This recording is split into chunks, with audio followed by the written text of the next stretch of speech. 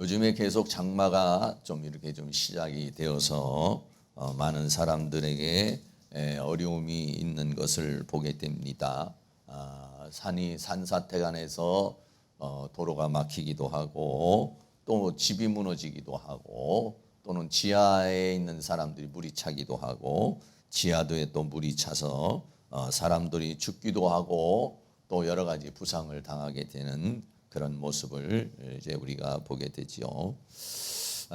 노아의 홍수 때는 뭐 이런 정도가 아니겠죠. 뭐 산이 아마 산 통째로 무너지기도 하고 뭐 집들이 다 무너지고 건물이 다 무너져서 아마 그런 것들이 떠다니기도 하고 사람이 죽어서 시체가 떠다니기도 하고 동물들이 죽어서 시체가 떠다니기도 하고 뭐 아마 피비린 나가기도 하고 뭐 어떻게 보면은 아비 규환과 같은 그러한 역사가 이 홍수의 심판 가운데 일어나게 됐을 것입니다.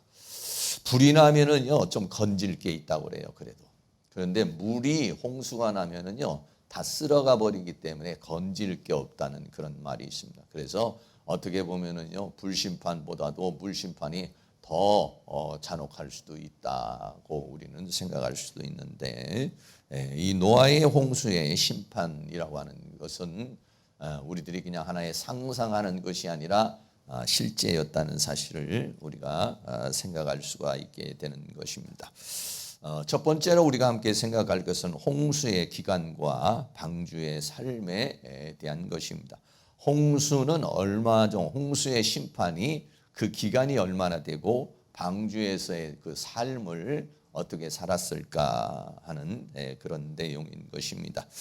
첫 번째로는 이 홍수가 나기 전에 하나님께서 7일 전에 방주에 들어가라라고 그렇게 말합니다. 그래서 창세기 7장 4절과 10절에 지금부터 7일이면은 내가 40주야를 땅에 비를 내려 나의 지은 모든 생물을 지면에서 쓸어버리리라. 7일 후에 홍수가 땅에 덮였다고 그렇게 말했어요. 그러니까 홍수의 기간보다 방주에 들어간 길이 7일이 더 많다. 7일 전에 홍수가 나기 전에 7일 전에 방주에 들어가고 그리고 그 다음에 홍수가 임했다는 것입니다. 그리고 노아 나이 600세 2월 17일에 홍수가 심판을 한 것이 시작됐습니다. 그러니까 2월 10일 날 방주에 들어가고 2월 17일 날에 홍수가 심판이 일어났다. 창세기 7장 11절에 노아 600세대 된 해 2월 곧 그달 17일에 그래서 2월 17일에 그날에 큰 기품의 샘들이 터지며 하늘의 창들이 열려 이렇게 말하고 있습니다. 그러니까 하늘에 우리가 원래 지구가 어떻게 되어 있습니까? 지구가 원래는 물에 다 덮여 있었죠. 근데 하나님께서 이 덮여 있는 물을 위에 물과 아래 물로 다 나누었습니다. 그래서 궁창 위에 있는 물과 그리고 땅 아래 땅에 있는 물로 이렇게 갈랐는데 이 노아의 홍수에는 궁창 위에 있는 물들이 다 쏟아지고 그리고 땅과 땅 아래 있는 샘들이 다 터져버렸어요. 그러면 결국은 어떻게 됐습니까? 창조 전의 상태와 같은 그런 상태로 돌아가게 되는 그런 상황이라고 할 수가 있죠. 그러니까 얼마나 정말 끔찍한 그런 홍수가 그래서 완전히 이 지구를 물로 덮어버리는 그런 상황이 벌어지게 된 것이죠. 그렇습니다. 그래서 이 홍수가 나는데 비가 며칠 동안 왔냐면요. 40일 동안 왔다. 40일 동안에 주야로 비가 쏟아졌다. 요즘에 보면은 물폭탄이라고도 이렇게 말을 하는데 물이 한번 비가 쏟아질 때 물폭탄이 쏟아질 때 여러분 보세요. 아마 집에 있을 때는 그런 걸 못 느껴도요. 밖에 나가면은요. 굉장히 무섭습니다. 두렵고요. 우산을 써도 뭐 소용이 없고 온몸이 다 적셔지게 되고 그러면서 막 돌풍이 불기도 하고 이제 그렇게 되죠. 창세기 7장 12절에 40주야를 비가 땅에 쏟아졌다. 낮에도 비가 쏟아지고 밤에도 비가 쏟아지고 그러니까 온통 막 그냥 비가 쏟아지는 거예요. 요즘에는 뭐 비가 와도 좀 비가 오다가 조금 그치기도 하고, 낮에 오다가 또 밤에 그치기도 하고, 밤에 오다 낮에 그치기도 하고, 뭐 이러면은 또 이제 땅이 마르기도 하고 건물이 마르기도 하고 또 사람이 쉬기도 하고 이렇게 되는데, 40일 동안을 주야로 비가 쏟아졌다. 뭐 그 공포감이라고 하는 것은 이루 말할 수 없는 그런 것이라고 할 수가 있겠습니다. 그리고는 그 물이 150일 동안, 150일이니까 몇 개월입니까? 30일, 한 달 30일로 따지면 3, 5, 15, 그래서 5개월 동안에는 물이 땅에 넘쳤다. 그러니까는 150일 동안은 완전히 땅을 덮어버린 그런 상황이라는 거예요. 창세기 7장 24절에 물이 150일을 땅에서 창일하였더라 라고 그랬어요. 그냥 완전히 덮어버린 거죠. 150일 동안을 갖다가 완전히 이 지구를 갖다 다 덮었다고 이렇게 생각을 해보세요. 엄청난 그런 상황이 생기죠. 여러분, 비가 오면은요, 비만 오지 않잖아요. 바람이 불고 또는 천둥이 치고 또는 어땠습니까? 번개가 치고. 그러니 뭐이 노아의 방주는 말이죠, 어마어마한 그러한 공포 속에서 150일 동안을 땅에 물이 넘쳐 있는 그런 상황입니다. 그리고는 이제는 서서히 물이 이제 걷히기 시작하는데, 노아 601세 1월 1일에 물이 걷혔다 이렇게 말씀해요. 창세기 8장 13절에 601년 600세에 노아 600세에 이 노아 이제 홍수가 발생을 해가지고 2월 27일 날 발생을 해가지고 601년 해가 바뀌었습니다. 601년 정월 1월 그달 1일에 지면에 물이 거친지라고 그랬어요. 그래서 노아가 방주 뚜껑을 제치고 본즉 지면에 물이 거쳤더니 그랬어요. 아주 물이 그러니까 창이란 물들이 이제 서서히 이제 빠져나가기 시작하더니 이제 노아 601년에 정월 1일 1월 1일에 보니까 나가서 보니까 지면에 물이 거쳐 있다는 것입니다. 물이 거쳤다고 뭐 금방 나갈 수 있는 상황이 안 되죠. 왜냐하면은 그 물들이 다 말라야 되잖아요. 말라야지만이 나갈 수가 있는데 601세 2월 27일 날에 땅이 말랐다라고 그렇게 말하고 있습니다. 창세기 8장 14절 말씀에 2월 27일에 땅이 말랐더라고 그렇게 말하고 있습니다. 그러니까는 노아 601세에 홍수가 나서 그 다음에 2월 27일 날에 땅이 마르게 된 것이죠. 그래서 그 다음에 이제는 하나님께서 땅이 다 마르게 되니까 이제 방주에서 나와라라고 그렇게 말합니다. 창세기 8장 15절 16절에 하나님이 노아에게 말씀하여 가라사대 너는 내 아내와 내 아들들과 내 자부들로 더불어 방주에서 나와라라고 그렇게 말하고 있어요. 그래서 방주에 들어간 날짜가 어느 정도 되냐면 377일이 되고요. 홍수는 370일 동안의 홍수가 있었던 거. 홍수의 심판은 370일 동안. 방주에 들어가 있었던 상황은 7일 전에 들어갔으니까 377일이라는 것이죠. 그러니까 1년하고도 1년 내 보통은 이제 태양열로 365일이지만은 이때는 이제 그 태양열을 쓰지 않기 때문에 360일 정도 이렇게 생각하면은 1년하고도 17일이 더 되는 그런 동안에 방주에 있었고 홍수의 심판이 있었다는 것입니다. 여러분 한 1년 동안을 비가 온다고 생각해 보세요. 비가 오는 것도 그냥 오는 것도 아니고 주야로 오고 주야로 오는데 폭포처럼 쏟아진다 그러면 아마 일상이 거의 마비될 것이에요. 차가 지나갈 수도 없는 상황이고 생활할 수 없는 상황이 되겠죠. 뭐 그냥 이런 비가 본다고 해도 그렇잖아요. 그런데 홍수는 이거는 위에서만 비가 내리는 게 아니라 밑에서 터지는 게 더 무섭습니다. 사실은요. 위에서 터지는 것은요 내려와 가지고 흘러내려가지만은요 밑에서 터지면은요 이거를 말이요 감당할 길이 없는 상황이 되는 것이죠. 여러분 노아의 그 식구들이 1년 동안 어떻게 살았을까요? 여러분 노아는 안에서 그냥 매일같이 그냥 즐거운 모습으로 이렇게 살았을까요? 그리고 이 방주는 어떻게 지내겠을까요? 그 방주는 물에 물살에 휩쓸리기도 하고 그 안에 있어 막 천둥 소리가 꽝꽝꽝 나기도 하고 번쩍번쩍 아마 번개도 치기도 하고 이 방주가 가다가 어디에서 그냥 산 같은 데서 그냥 붕 하고서 그냥 부딪히기도 하고 여러 가지는 물살에 휩쓸려 내려가기도 하고 다양한 형태의 상황이 일어났을 거라고 생각을 해요. 사람은 어차피 감정의 동물이기 때문에 그런 상황에서는 굉장히 두려운 마음, 또 불안한 마음이 아마 생겼을 것이라고 생각을 해요. 그리고 그 안에 있는 동물들을 또 이거 관리를 해줘야 되잖아요. 먹이를 줘야 되고 또 관리를 해야 되는데 그거를 또 어떻게 관리를 했을까? 보통 성경학자들은 아마 동물들이 동면에 들어가지 않았을까? 그러니까 보통 동면에 들어가는 동물들이 많이 있어요.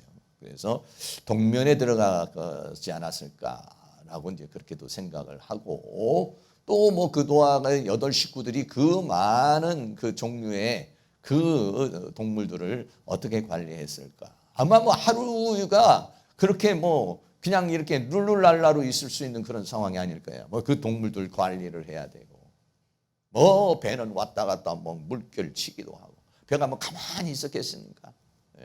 그러니까 하루하루를 아마 기도하면서 하루하루를 예배하면서 하루하루를 두려움 속에 불안 속에 하나님만을 의지하고 살았을 것이라고 생각을 하는 것이죠.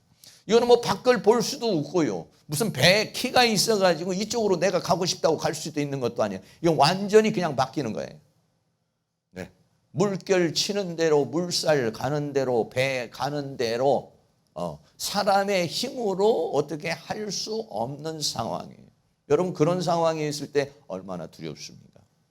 네, 얼마나 마음에 불안한 마음이 있겠습니까? 그러니까는 이 방주에서의 삶이라고 하는 것은 아마 하나님 절대적인 믿음과 신뢰를 갖지 않으면은 정말 불안해서 살 수 없는 그런 삶이라고 할 수가 있겠어요. 아마도 노아는 그 가족들과 더불어서 매일같이 찬송하면서 기도하면서 하나님을 의지하면서 이거는 그럴 수밖에 없을 거예요. 왜? 그 물결 치는 그 파도 속에서 그 껌껌한 그 파도 속에서 그 살아가는 그 자체가 참 힘든 거기 때문에 나도 모르게 자연스럽게 그냥 이게 기도가 나올 수밖에 없는 그런 상황을 살았다는 것입니다. 하나님은 사랑의 하나님이시지만은 하나님은 또 한편에는 공의의 하나님이시오 심판의 하나님이라는 사실인 것입니다.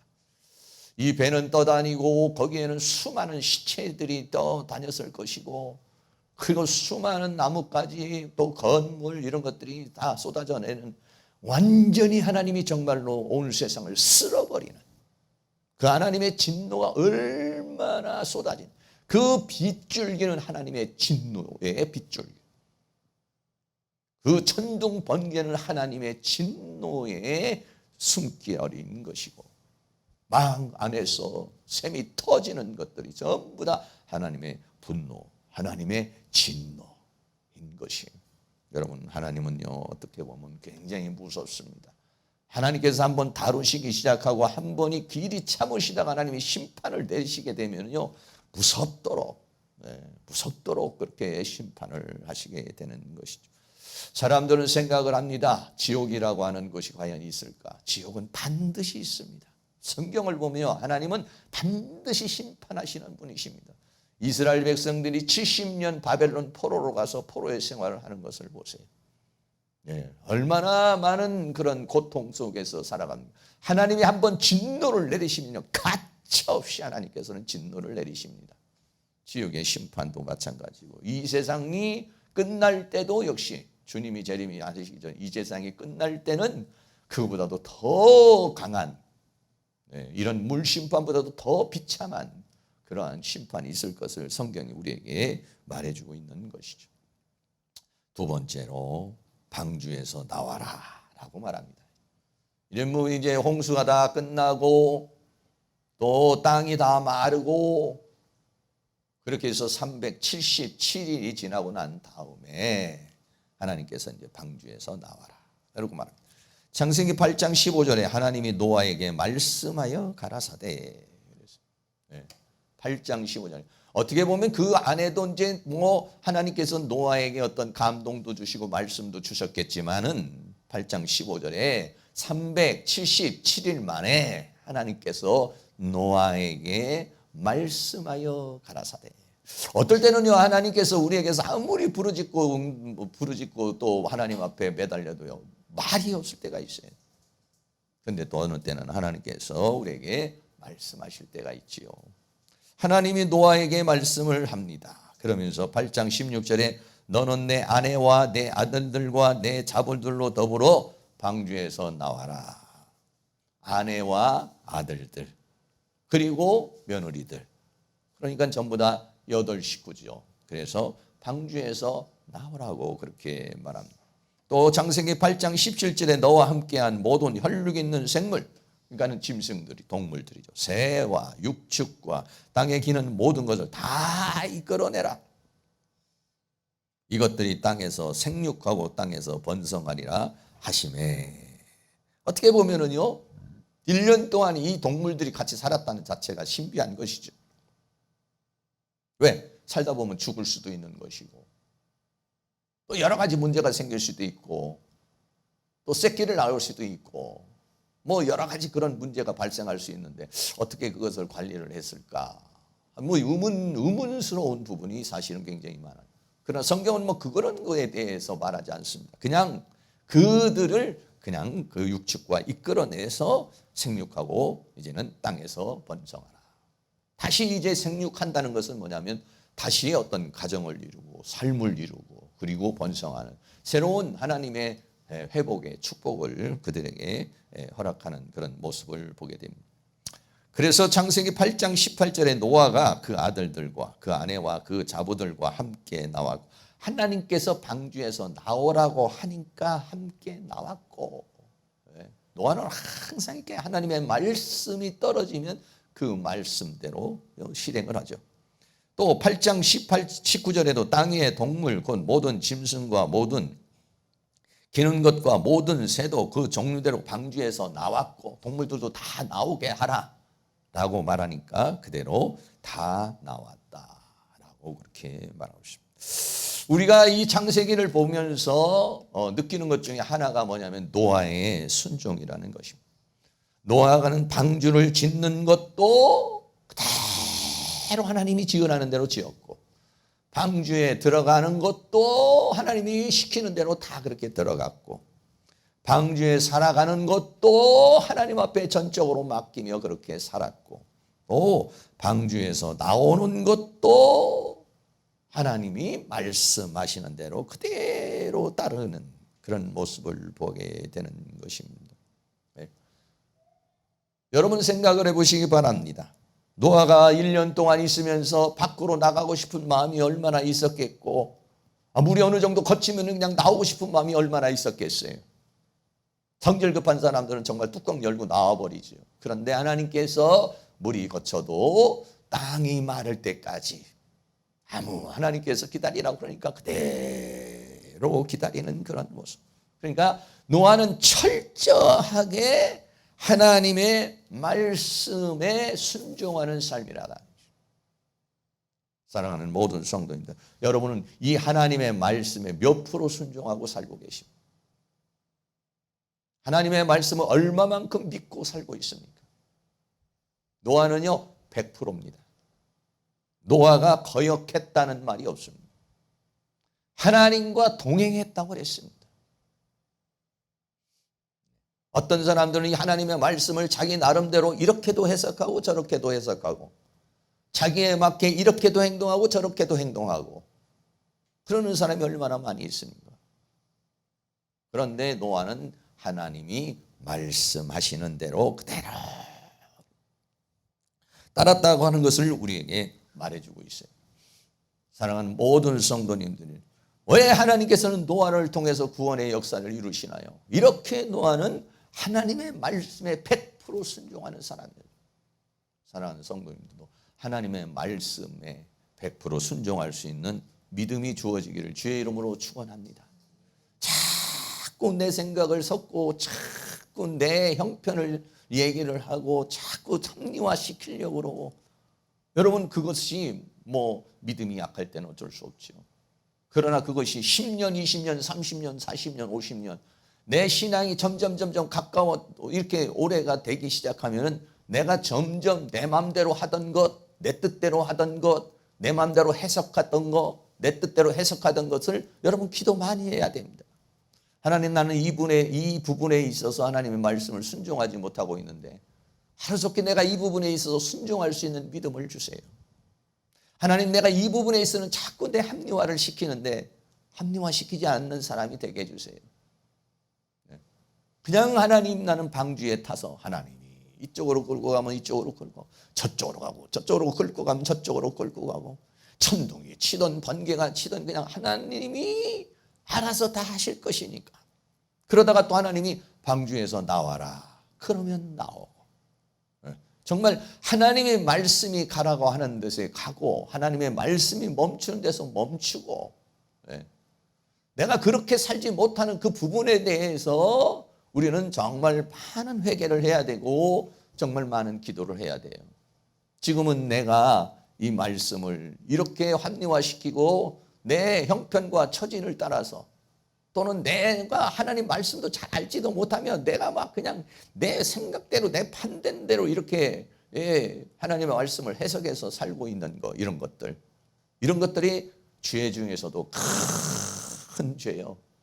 하나님이 가장 우리에게 원하시는 것 중에 하나는 뭐냐면 이 하나님의 말씀을 따라 사는 것이죠. 그런데 노아는 정말 이 하나님의 말씀에 그렇게 살았다. 시편 119편 105절 말씀에 우리 같이 한번 읽겠습니다.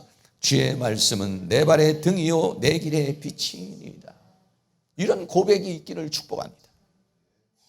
주의 말씀은 내가 지금 걸어가는 곳의 등이요, 주의 말씀은 내가 걸어가는 길의 빛이라 라는 것입니다. 다시 말하면 하나님의 말씀의 빛에 따라서 살겠다는 것이죠. 이런 각오, 이런 결단, 그러니까 그만큼 이 하나님의 말씀에 내 삶을 거는 것이고, 내 생을 거는 것이고, 내 믿음을 거는 것이고, 이 말씀은 하나의 종이에 쓰여진 문자가 아니라 살아계신 하나님께서 증거하신 말씀이요, 이 말씀을 따라가는 것이 진리의 길이요 생명의 길이라는 것을 믿고 나아갈 수 있는 은혜가 있기를 주의 이름으로 축원합니다. 그런 사람이 축복을 받습니다. 신앙을 자꾸 내 나름대로 해석하면 안 돼요. 하나님의 말씀을 자꾸 내 마음대로 해석하면 안 돼요. 그거는 마귀가 그렇게 나에게 하는 것입니다. 내가 믿음이 부족하기 때문에 그런 것이에요.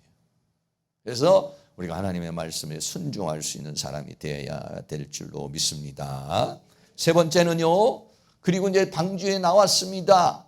그것도 나오라고 해서 나왔습니다. 그리고서는 노아가 했던 첫 번째가 뭐냐?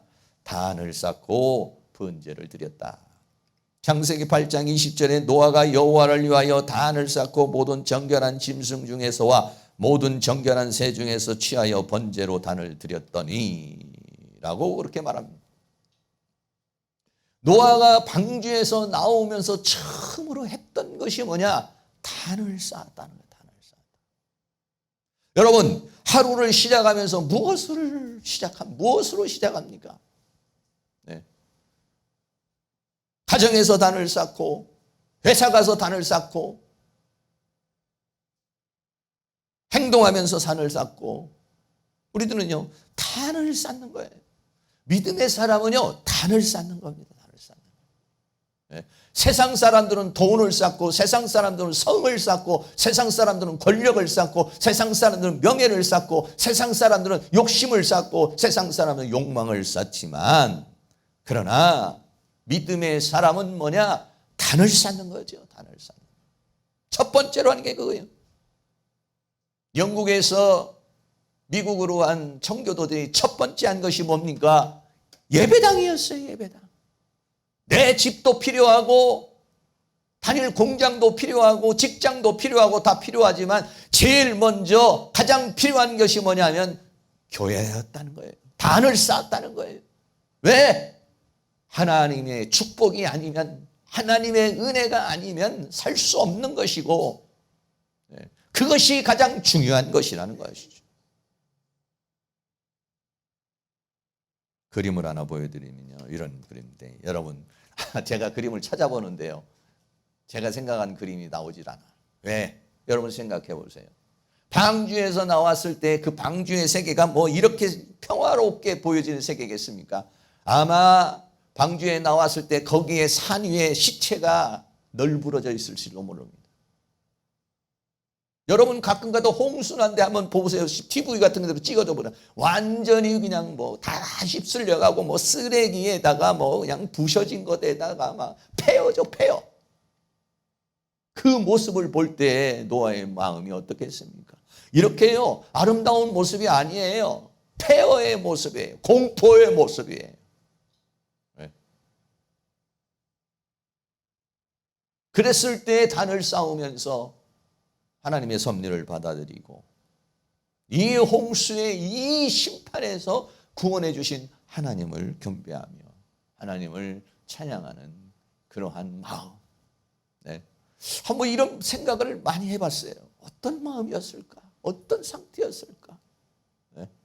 아라랏산에 이 방주가 머물렀다고 그러는데 어떤 상황이었을까? 어떤 기분이었을까? 하는 그런 모습. 아마 우리가 이재명이 막 나가지고 폐허에 있는데 가가지고 볼 때 사람들이 죽음을 당하고 집이 무너지고 막 산 사태가 나고 도로가 끊어지고 뭐 그런 모습을 봤을 때 우리들의 감정이 어떤 모습이에요? 너무 비참하다. 이런 생각이겠죠. 단을 쌓는 거는 하나님께 경배하는 것이고 하나님을 예배하는 것이고 하나님과의 관계를 갖는 것이고 하나님과 교통하는 것이고 그렇습니다. 그래서 우리는요, 가정에서도 단을 쌓아야 돼요. 직장에서도 단을 쌓아야 되고 생활에도 단을 쌓아야 되고 삶 속에서도 단을 쌓아야 돼요. 우리는요, 늘 어디를 가나 단을 쌓아야 돼. 왜?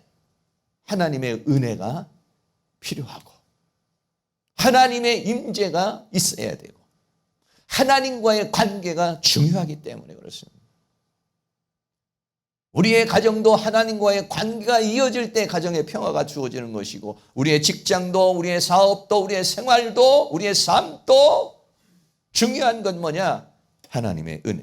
단은 뭡니까? 내가 하나님을 만나는 것이고 하나님이 임재하는 것이고 하나님이 축복하시는 것이고 하나님과 교통하는 곳. 이것이 뭐냐면 단이에요. 단.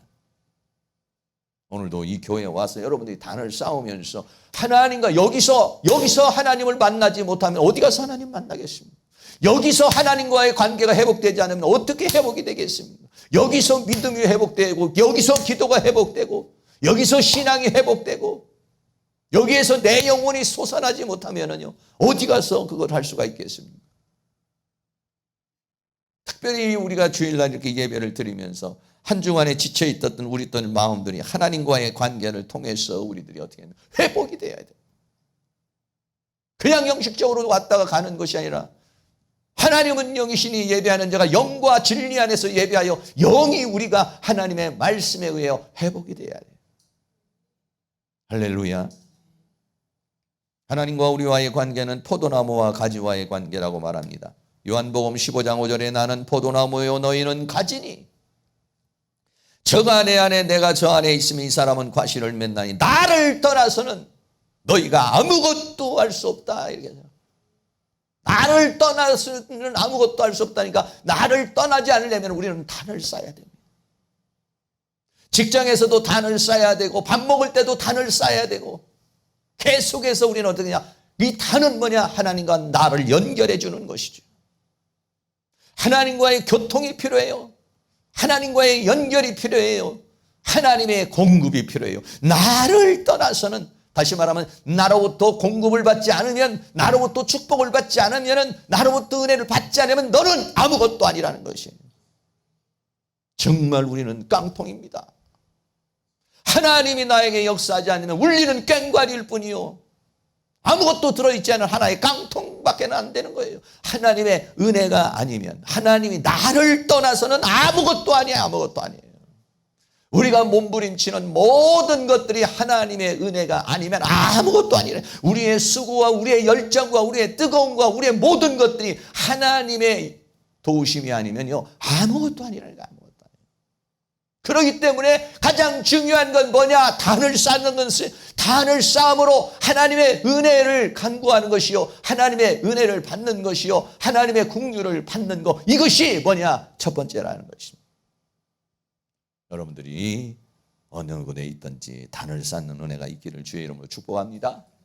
구약에 우리가 창세기 이전에서도 봤지만은 믿음의 사람들은 다 단을 쌓습니다. 믿지 않는 사람은 성을 쌓습니다. 아브라함이 창세기 12장 7절에 단을 쌓습니다. 같이 한번 읽겠습니다. 여호와께서 아브라함에게 나타나 가라사대 내가 이 땅을 내 자손에게 주리라 하신지라. 그가 자기에게 나타나신 여호와를 위하여 그곳에 단을 쌓고 그랬어요.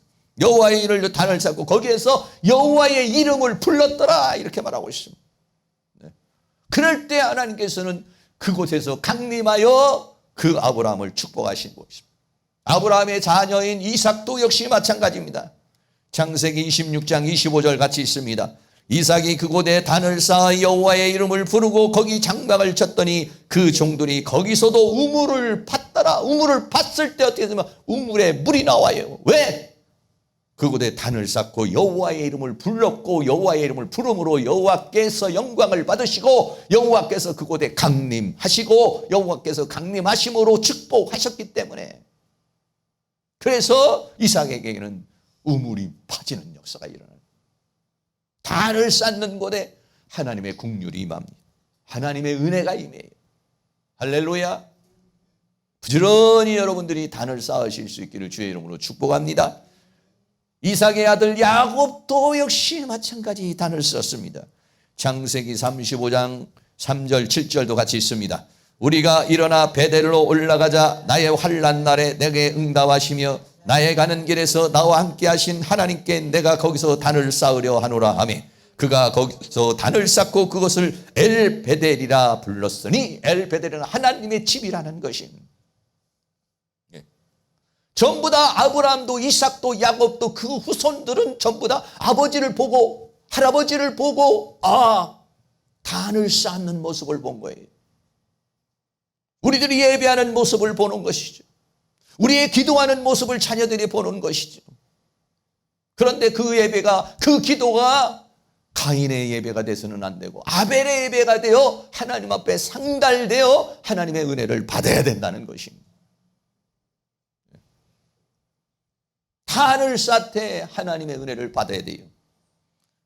모세도 역시 마찬가지로 출애굽기 17장 15절에 모세가 단을 쌓고 그 이름을 여호와의 니시, 하나님은 승리의 하나님이라고 하나님을 영광을 돌리는 모습을 봅니다. 그래서 하나님께서 모세의 시대에 와서 이 단에 대한 약속을 합니다. 출애굽기 20장 24절 같이 있습니다. 내게 토단을 쌓고 그 위에 너의 양과 소의 번제와 화목제를 드리라. 내가 물은 내 이름을 기념하게 하는 그곳에서 내게 강림하여 복을 주리라. 아멘. 할렐루야. 하나님은 이 모든 만물에 충만하십니다. 하나님은 이 모든 세계에 충만하시지만 단을 쌓는 곳에 하나님은 강림하십니다. 할렐루야. 오늘도 여기에 여러분들 아무도 없다고 그런다면 여기에 성령님이 역사를 하십니까? 물론 어떤 성령의 역사가 잔재하고는 있지만은 우리가 예배할 때, 찬송할 때, 기도할 때 하나님이 임재하십니다. 천사들이 임재합니다. 성령님이 역사를 합니다. 할렐루야. 하나님과 우리는 만나게 되고 하나님과 교통하게 되고 우리가 세상 살면서 끊어졌던 그 통로가 연결되고 관계가 연결되는 것이죠. 내 이름을 기념하게 하는 그곳에서 내가 강림하여 복을 주리라 그랬습니다. 네. 그러니까는 이 예배라는 것은 뭐냐? 하나님에게 복을 받는 것이요. 이 예배를 통해서 주님이 강림하시는 것이죠. 하나님이 강림하시면 그 강림하신 하나님의 영과 내 영이 연결이 돼야 돼요. 그런데 이 예배를 소홀히 생각할 수 있습니까? 예배에 늦으면 안 돼요. 미리미리 와서 하나님과 내가 관계를 맺어야, 나를 떠나서는 너희가 살 수 없어요. 하나님으로부터 예배를 통해서 은혜를 받아야, 축복을 받아야, 내 영혼이 살아야, 국류를 얻어야 사는 거예요. 할렐루야. 보통 때도 하나님께서 우리에게 은혜를 주시지만 내 이름을 기념하게 하는 그곳에서 토단을 쌓고 그곳에 기념하는 그곳에서 내가 강림하여 복을 주리라고 했으니, 우리가 일상에서도 복을 받지만은 예배를 통해서 복을 받지 못하면, 예배를 통해서 내 영혼이 회복이 되고 내 믿음이 회복이 되고 내 영혼이 충만해지고 내가 막혔던 모든 것들이 뚫어지지 아니하면은 어떻게 우리가 그것을 뚫을 수가 있겠습니까? 그래서요, 노아는 제일 먼저 한 것이 뭐냐면 하나님 앞에 번제를 드렸다. 언제 어느 때든지 여행을 가서든지 아니면 어디를 가시든지 어디를 가든지 여러분들이 꼭 단을 쌓을 수 있기를, 하나님의 은혜를 받을 수 있기를, 하나님의 국류를, 하나님의 도우심을 받을 수 있기를 주의 이름으로 축복합니다. 네 번째로 흠양하시고 축복하셨다 그랬어요. 노아가 그렇게 모든 식구들이 드리는 그 예배야말로 얼마나 간절한 예배가 되겠습니까? 얼마나 그 모든 폐허가 된 이 상황에서, 홍수의 심판에서 그 폐허가 된 상황에서 드려지는 예배야말로 정말 산 예배가 아니었어요. 간절한 예배가 아니었습니까? 정말 뜨거운 예배가 아니었습니까? 네. 그런 예배를 받으시고 흠양하셨다 이렇게 말하십니다. 창세기 8장 21절에 여호와께서 그 향기를 흠양하시고 그 중심에 이르시되, 여러분, 하나님이 흠양하시면 그 예배를 받으시면 받으신 거로 끝나는 것이 아니라 그 예배를 받으시고 하나님이 어떤 결심을 하세요. 하나님이 중심에 어떤 생각을 가지십니까? 내가 다시는 사람으로 인하여 땅을 저주하지 않겠다. 어떤 하나님의 국률이 주어지는 거죠. 하나님의 어떤 마음이 표출되고 있어요. 이는 사람의 마음에 계획하는 바가 어려서부터 악함이라. 내가 전에 행한 것 같이 모든 생물을 멸하지 아니하리니. 하나님이 흠양하시면, 받으시면, 예배를 받으시거나 헌신을 받으시거나 기도를 받으시거나 우리 어떤 것을 받으시면 하나님이 어떠한 역사가 있다는 것이죠. 네. 그것을 받으시고 땅을 저주하지 않겠다. 생물들은 이제 더 이상은 멸하지 않겠다. 네. 이런 축복이 그 단을 통해서 주어지게 되는 모습을 보게 되는 것입니다. 그리고는 창세기 8장 22절에 땅에 있을 동안에는 심음과 거둠과 추위와 더위와 여름과 겨울과 낮과 밤이 쉬지 아니하니라. 그런데 의미심장한 말이 뭐냐면 땅이 있을 동안. 그럼 언젠가는 땅은 없어진다는 것을 말하고 있는 것입니다. 땅이 있을 동안만은, 땅에도 그러니까 수명이 있다는 것이요, 땅은 한정된다는 것이요, 땅은 영원하지 않다는 것이에요. 땅이 있을 동안에만 심음과 거둠이 있고, 땅이 있을 동안에만 추위와 더위와 여름과 겨울이 있고, 땅이 있을 동안만 밤과 낮과 밤이 있을 것이다 라고 그렇게 말합니다. 성경은 여기에 대해서 이렇게 말합니다. 하늘과 땅이 뜨거운 불에 다 사라질 것이 온다는 것입니다. 베드로후서 3장 10절 말씀 같이 읽습니다. 그러나 주의 날이 도적같이 오리니 그날에는 하늘이 큰 소리로 떠나가고 체질이 뜨거운 불에 풀어지고 땅과 그 중에 있는 모든 일이 드러나리로다. 하늘이 떠나간다고 그랬습니다. 그리고 뜨거운 불에 이 체질이라는 것은 뭐냐면 이 지구를 잡고 있는 원소들을 말하고 있어요. 이것이 풀어져 버린다. 불에 의해서 풀어져 버린다. 사라져 버린다는 것입니다. 땅과 그 중에 있는 모든 일이 다 드러난다. 다시 말하면 천지가 없어지는 것입니다. 하나님이 창조하신 천지가 사라져 버리는 것이에요. 이게 언제입니까? 예수님이 재림하는 때요, 이 세상의 종말의 때를 가리켜서 말하고 있는 것입니다. 그러면 그리고 난 다음에 어떻게 됩니까? 새하늘과 새 땅이 주어지게 되는 것이죠. 계시록 21장 1절에 성경 창세기에서 천지를 창조하신 하나님께서 요한계시록 마지막에 가서는 뭐라고 합니까? 또 내가 새하늘과 새 땅을 보니 처음 하늘과 처음 땅이 없어졌고 바다도 다시 있지 아니하다. 새로운 창조의 역사가, 새로운 땅에 새로운 세계, 새로운 존재, 새로운 하나님의 역사가 나타날 것을 우리에게 말해주고 있는 것입니다. 다시 말하면 언젠가는 이 모든 세계는 불살라져 버리는 것이고 이 모든 세계는 사라져 버릴 것이라는 것을 우리에게 말씀해 주고 있는 것입니다. 그러므로 우리는 새하늘과 새 땅을 바라보면서 어떻게 살아야 될 것이냐 라고 베드로후서는 우리에게 말씀하고 있는 것이죠. 땅이 있을 동안만 심음과 거둠과 추위와 더위와 여름과 겨울과 낮과 밤이 쉬지 아니하리라 라고 그랬어요. 우리가 생각을 했을 때 지금 이렇게 살고 있는 이 지구가 정말 멸망한다고? 이 지구가 정말 사라진다고? 이 지구가 없어진다고? 우리의 상식으로는 이해하기 어렵죠. 아침에 일어나면 태양이 뜨고 또 태양이 지고 그리고 봄, 여름, 가을, 겨울이 있고 낮과 밤이 있는 세계, 이 모든 세계가 없어진다고? 노아의 홍수 시대에도요, 홍수 심판이면 싹 쓸어버릴 것이라고 그래서 안 믿었어요. 방주에 타지 않았습니다. 그러나 그는 사실로 나타났어요. 마찬가지입니다. 성경에 홍수 심판을 얘기하고 있는 이 성경이, 이 성경 안에는 마지막 심판도 함께 기록되어 있는 것이에요. 홍수 심판을 믿고 있다면 마지막 심판을 믿을 수 있는 것이죠. 천지창조를 믿고 있다면 지금도 역사하신 하나님을 믿는 것이고요. 그래서 우리는 어떻게 됩니까? 이 시대에 노아와 같이 방주를 짓는 삶을 살아야 된다는 것이고 이 하나님의 말씀을 붙잡아야 된다는 것입니다. 지금 현재 우리에게 지금 되어져 있는 모든 세계만 너무 집착하지 마시고 여러분이 좀 더 크게 넓게 내 문제, 내 가정, 내 자녀, 내 삶 여기만 여러분 너무 집중하지 마시고 좀 더 전체적인 넓은 그 세계를 바라보실 수 있기를 주의 이름으로 축복합니다. 결론입니다. 첫 번째, 홍수 기간과 방주의 삶은 377일 동안 방주에 있었고 홍수는 370 동안 1년하고도요 더 많은 숫자를 살았습니다. 방주에서 나와라. 하나님의 말씀이 주어지니까 노아는 그대로 순종합니다. 그리고 나와서 처음으로 하는 것이 뭐냐면 단을 쌓습니다. 왜? 하나님께 감사. 하나님과 우리의 관계는 포도나무와의 가지와의 관계. 주님을 떠나서는 살 수 없어요. 주님, 나는 주님이 떠나면 나는 아무것도 아닙니다. 네. 주님이 은혜를 주지 않으면 내가 뭘 할 수가 있습니까? 내가 말하는 것도 다 울리는 꽹과리요. 속에는 아무것도 없는 깡통이요. 내 인생은 아무것도 아닙니다. 할렐루야.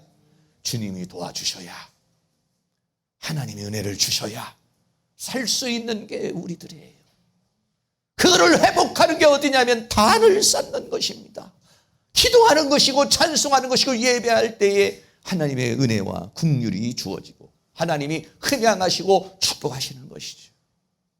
여러분의 모든 기도와 우리의 예배와 모든 것들이 하나님이 흠양하시고 하나님이 흠양하심으로 말미암아 우리가 하나님으로부터 모든 만복을 받으며 살아갈 수 있기를 주의 이름으로 축원합니다.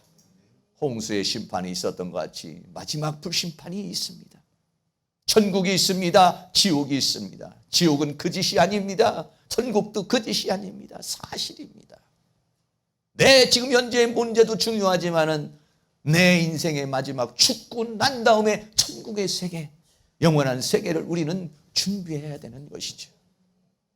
사랑하는 성도님, 눈이 활짝 열려서 천국의 세계, 영의 세계, 하나님의 세계를 보고 그 세계를 준비하면서 살아갈 수 있기를 주의 이름으로 축원합니다. 찬양하겠습니다. 주님 다시 오실 때까지 나는 이 길을 가리라. 찬양합니다.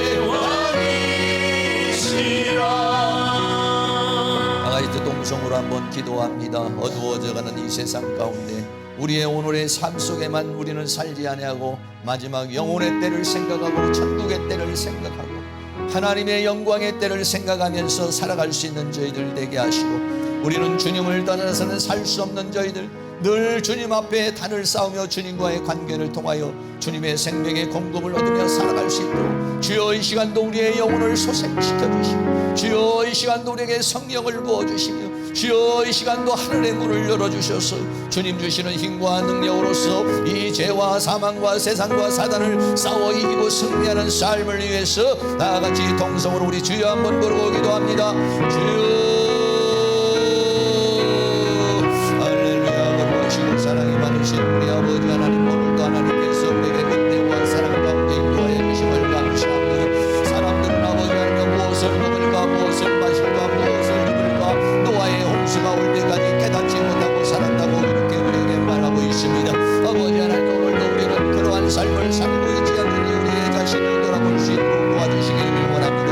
내 가정, 내 문제, 내 상황, 내 형편에 지으셔서 하나님의 영광의 세계를 바라보지 못하고 하나님의 성부와 경전을 바라보지 못하고 살아가는 저희들이 되지 않도록 우리 하나님께서 은혜를 베풀어 주시기를 간절히 원합니다. 주여 우리의 눈을 열어서 하나님의 영광의 세계를 보게 하여 주시고, 우리의 영혼의 때를 준비하게 하여 주시고, 천국의 때를 준비하게 하여 주시며, 영광의 때를 준비하며 살아가는 저희들이 되어줄 수 있도록 우리 하나님께서 은혜를 베풀어 주시고 긍휼을 베풀어 주시기를 간절히 원합니다. 어두워져가는 이 세상 가운데 주여 우리를 불쌍히 여겨주시기를 원합니다. 나를 떠나서는 너희가 아무것도 할 수 없다고 주님 말씀했습니다. 주여 우리는 주님이 아니면 살 수가 없습니다.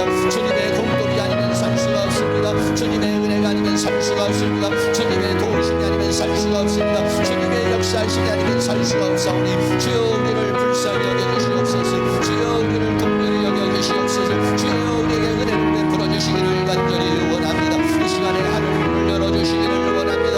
노아의 달을 아버지 하나님, 아버지와 번제를 받으시고 흠양하시고 축복하신 것처럼 오늘 예배하는 생활은 모든 성도님들에게 하나님의 은혜를 베풀어 주시기를 간절히 원합니다. 하늘의 문을 열어주시옵소서. 하늘의 문을 열어주시옵소서. 주님이여 임재하여 주시옵소서. 주님이여 임재하여 주시옵소서. 주님이여 우리에게 충만하게 임재하여 주옵소서. 성령의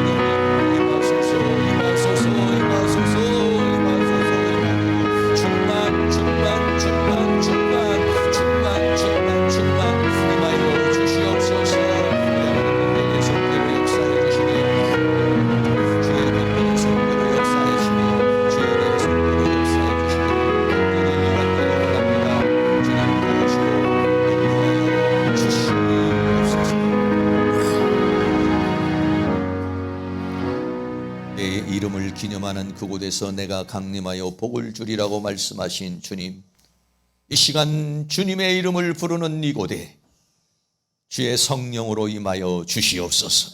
성령의 기름 부으심으로 임하여 주시옵소서. 그리고 우리의 영혼을 소생시켜 주시옵소서. 우리의 영혼을 강화시켜 주시옵소서. 영의 눈을 열어서 영광의 세계를 보게 하여 주옵소서. 우리의 귀를 열어서 주의 음성을 듣게 하여 주시고, 우리의 마음을 열어서 진리를 깨닫게 하여 주시옵시고, 하나님의 은혜 가운데 거하는 저희들이 되게 하여 주시기를 원합니다. 성령님, 이 시간 임재하여 주시옵소서. 만복의 근원이 되시는 우리 아버지 하나님께서 사랑하는 모든 성도님들에게 하나님 은혜와 사랑과 축복을 허락하여 주시옵소서. 나는 너를 치유하는 여호와라고 했으니 우리 하나님께서 치유의 영으로 역사하여 주시옵소서. 모든 질병의 세력들이 예수의 이름으로 떠나갈지어다.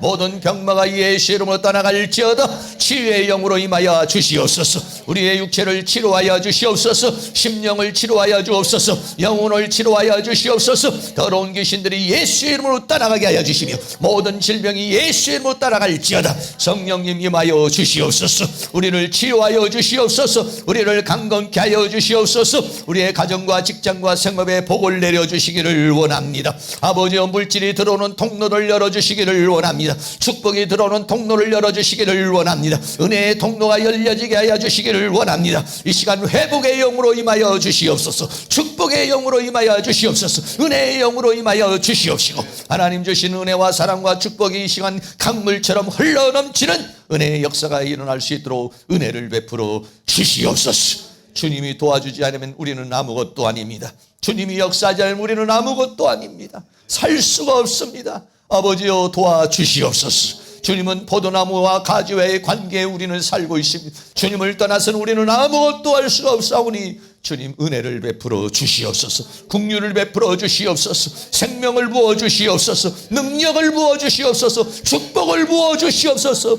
성령님 함께하여 주시옵시고, 우리의 인생길에 막혀있던 모든 것이 뚫어지게 하여 주시옵소서. 열려지게 하여 주시옵소서. 광야에 길이 나게 하여 주시옵소서. 사막에 강이 흐르게 하여 주시옵시고, 우리에게 새로운 역사가, 새 하나님의 은혜의 역사가 일어나도록 은혜를 베풀어 주시옵소서.